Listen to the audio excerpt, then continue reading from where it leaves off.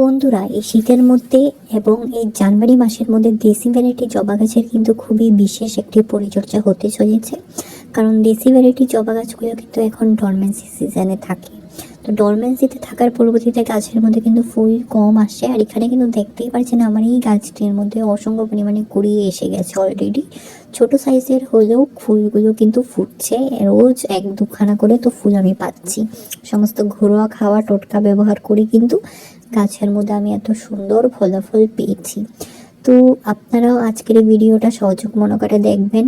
আজকের যেই খাবারটা আমি আপনাদের সঙ্গে শেয়ার করব সেটা আপনাদের সকলের বাড়িতেই পাবেন। আর যদি সেই খাবারটা আপনারা না পান তাহলে সেটার পরবর্তীতে কি ব্যবহার করবেন সেটাও আমি আপনাদেরকে আজকে বলে দেব। তো বন্ধুরা, এটা আমার নতুন চ্যানেল, অল্প আমার চ্যানেলটির পাশে থাকবেন, অল্প আমাকে সাপোর্ট করবেন এগিয়ে যাওয়ার জন্য। চলুন বন্ধুরা, ভিডিওটা স্কিপ করবেন না, স্কিপ করলে গুরুত্বপূর্ণ অনেক কিছু মিস আউট করে ফেলবেন। চলুন শুরু করি।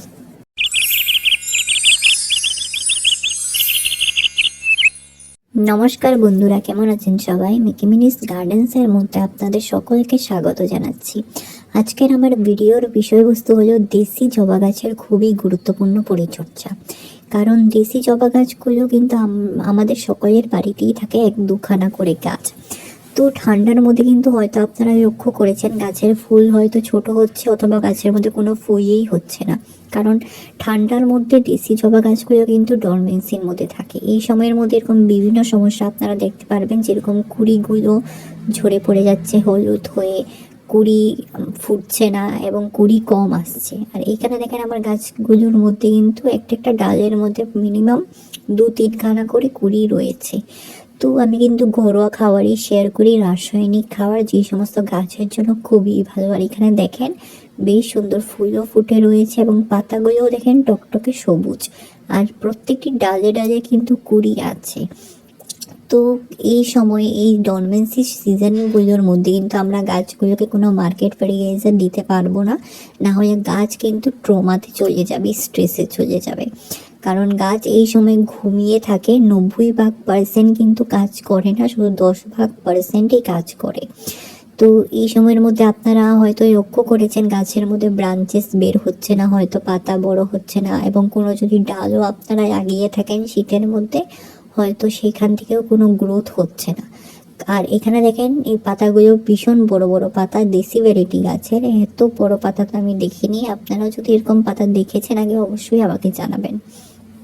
তো এই সময়ের মধ্যে আমাদেরকে কিন্তু কিছু একটা গরম খাবার গাছকে প্রদান করতে হবে, যাতে গাছটি সুস্থ থাকে এবং গাছের মধ্যে যেন নতুন নতুন পাতা, নতুন নতুন কুড়িও যেন গাছের মধ্যে আসে। আর এই যে দেখেন ছোটো ছোটো পাতা কিন্তু অলরেডি গ্রোথ হচ্ছে।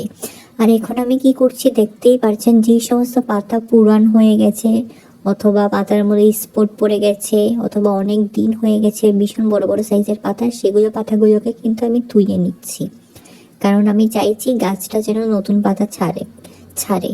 তো পুরান পাতা যদি আপনাদের গাছের মধ্যে থাকে অনেক দিন অনেক মাস হয়ে গেছে, সেগুলোকে তুলে দেবেন, এগুলোকে গাছের মধ্যে রাখবেন না। কারণ এই সমস্ত পাতা কিন্তু গাছের মধ্যে প্রচণ্ড এনার্জি নিয়ে নেয়, তো নতুন পাতা আর হতে পারে না।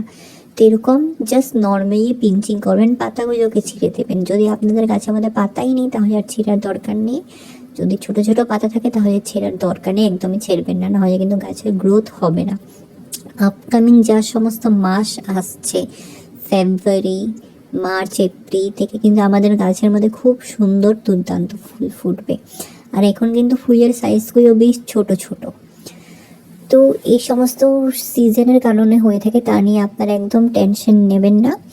আর এই সময় কিন্তু পোকামাকড়ের আক্রমণটা বেশিরভাগ দেখা যায়, বাট আমি আমার গাছের মধ্যে কিন্তু তেমন পোকামাকড় আক্রমণ দেখিনি। আমার গাছের মধ্যে শুধু গরম সিজনের মধ্যে আমি পোকামাকড়ের আক্রমণটা দেখি, স্পেশালি মেলিবাগ অ্যাটাকটার দেখে রাখি। তো পোকামাকড় আক্রমণ হোক অথবা পোকামাকড় আক্রমণ না হোক, আমাদেরকে কিন্তু গাছের মধ্যে একটি স্প্রে করতে হবে, সেটা আমি আপনাদেরকে দেখাবো ভিডিওর মধ্যেই। আর এখানে দেখেন যে সমস্ত ফুল ছোটো হয়ে গেছে, পুরান হয়ে গেছে, 2 দিন 1 দিন হয়ে গেছে, সেই সমস্ত ফুলগুলোকে আমি তুলে নিচ্ছি। আর এই যে দেখেন এই গাছটিও দেশি ভ্যারাইটির খুব সুন্দর গাছ। আর এই যে দেখেন প্রত্যেকটি ডালে ডালে কিন্তু কম করেও 4-5খানা করে তো কুড়ি রয়েছে, অগণিত কুড়ি রয়েছে গাছটির মধ্যে। গাছের পাতাও দেখেন টকটকে সবুজ, ছোট ছোট গ্রোথ হচ্ছে, কারণ এই সময় কিন্তু এই গাছটির গ্রোথ হয়। আর এইখানে দেখেন আরেকটি গাছ আছে, এটা এই যে চন্দন রঙের ফুল। এই গাছের মধ্যে কিন্তু আমি অতিমাত্রায় ফুল দেখতে পাচ্ছি না, কারণ গাছটি অতিমাত্রায় ডরমেন্সিতে আছে। তার পরবর্তীতে কিন্তু গাছের মধ্যে ব্রাঞ্চেস বেশি, ডালপালা বেশি, বাট ফুল নেই, ফুল কম। বাট এখানে দেখেন নতুন নতুন কিন্তু গ্রোথ হচ্ছে, সময় লাগছে বাট গ্রোথ হচ্ছে, গ্রোথ থেমে থাকেনি, ডরমেন্সিতেও কিন্তু কাজ করছে। এক দুখানা করে তো ফুল দিচ্ছেই, সপ্তাহের মধ্যে হয়তো পাচ্ছি আমি, বাট রোজ পাবো যখন আবার গরম সিজন হবে। তো এই সমস্ত গাছের মধ্যে কিন্তু আমি সেই স্প্রেটা করি। আর সঙ্গে দেখেন ছোট ছোট পরিমাণ মতন ফুলও ফুটেছে। এই ফুলের নাম যদি আপনারা জানেন অবশ্যই আমাকে জানাবেন। আর এই যে দেখেন এখানে আরেকটি ফুল ফুটেছে। তো এই যে দেখেন এই গাছটি আমি অনলাইন থেকে এনেছিলাম, ছোট থাকতে ভীষণ ছোট ছিল, মাটির মধ্যে প্রতিস্থাপন করার পর বিভিন্ন ব্রাঞ্চেস বেরিয়েছে। তো এই গাছটির মধ্যে কিন্তু ফুল নেই, এটিও একটি ডিসি ভ্যারাইটি গাছ। কিছুদিন আগে কিন্তু খুব ফুল হয়েছিল, ছোট ছোট সাইজের ফুল হয়েছে। আর এই যে দেখেন এটি প্রায় থোকায়, লাল রঙের থোকা জবা বলা হয়। তো এই সমস্ত ফুল কিন্তু শুটো হয়ে গেছে, তার জন্য আমি তুলে নিচ্ছি গাছ থেকে।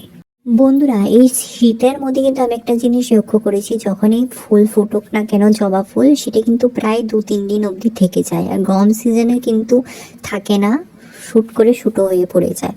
আর এই যে দেখেন হলুদ পাতা হয়ে গেছে। তো এখন একটি স্প্রে আমি আপনাদের সঙ্গে বানিয়ে শেয়ার করব, যেটা খুব ভালো অর্গ্যানিক গাছের জন্য, গাছের পাতার জন্য।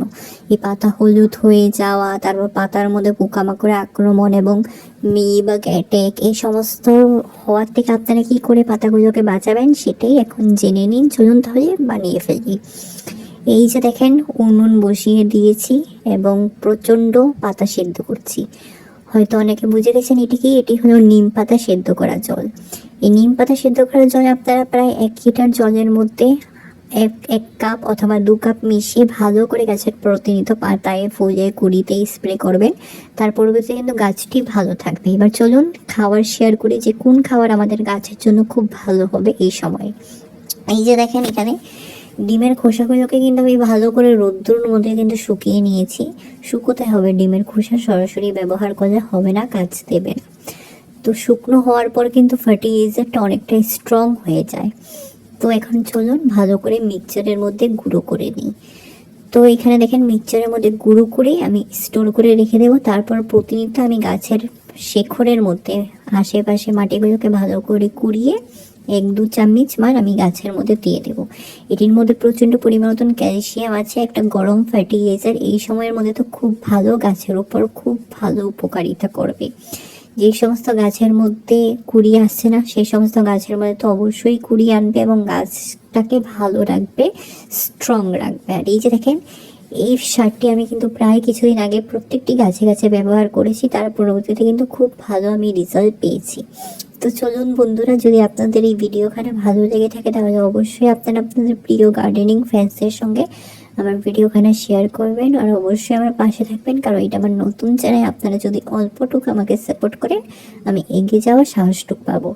তো চলুন পরবর্তী একটা নতুন ভিডিও নিয়ে, আবার নতুন টিপস অ্যান্ড ট্রিক্স নিয়ে আপনাদের সঙ্গে আসছি। ততক্ষণ সবাই ভালো থাকবেন, সুস্থ থাকবেন। দেখা হচ্ছে খুব শিগগিরই। ধন্যবাদ।